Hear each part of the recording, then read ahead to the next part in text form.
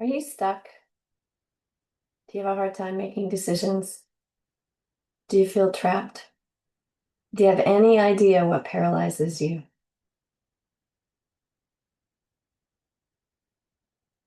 Do you know what motivates you? Do you have a clear idea of what your motivations are?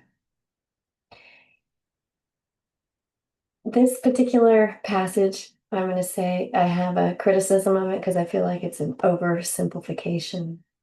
It has really good points in it, but I think the issue is a lot deeper and a lot more complex than what's stated here. So I'm going to put my push in again for read Gretchen Rubin and the Four Tendencies. She gives a pretty good analysis of how individuals respond to expectations. And your stuckness may very much be your response to something, some part of your temperament that needs to be dealt with and needs to be understood. And the person that needs to understand it is you. There's no mommy that's going to come along and fix things for you. You got to sort things out for yourself. And it's not true that it was your mother's job to unpack these things for you. When you have a child, you don't know what you got. And oftentimes you don't know what you have until they're old enough and mature enough to explain what was going on inside of them. You were on the outside. So um, help yourself. July 2nd. Al-Anon helps many of us to identify and change self-destructive behavior. In my case, procrastination was the source of a great deal of needless anxiety.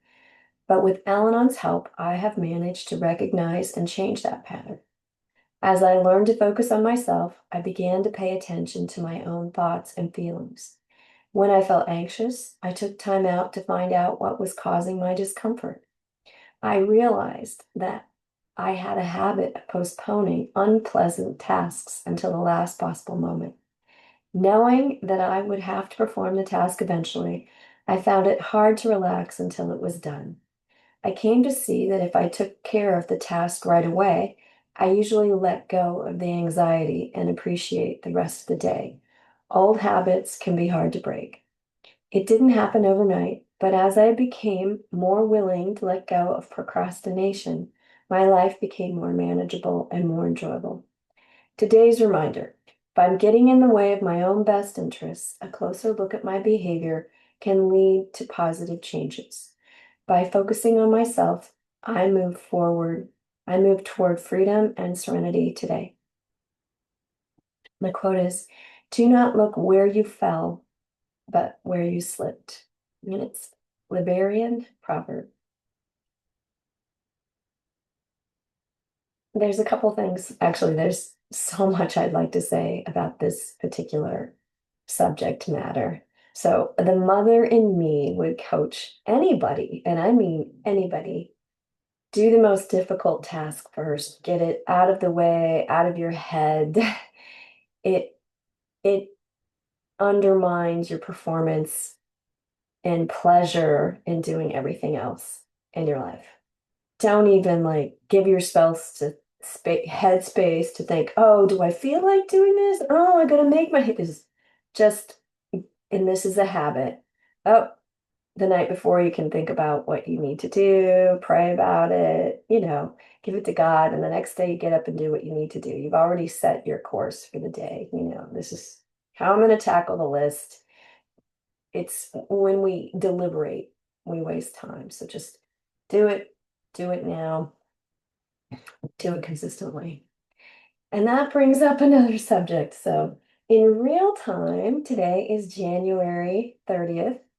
I've done half a year of these posts in a little less than 4 weeks.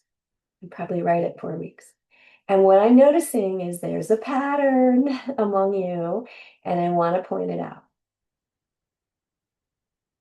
If we want to get better, if we want to live a healthier life, we've got to do some things consistently, and that is 7 days a week.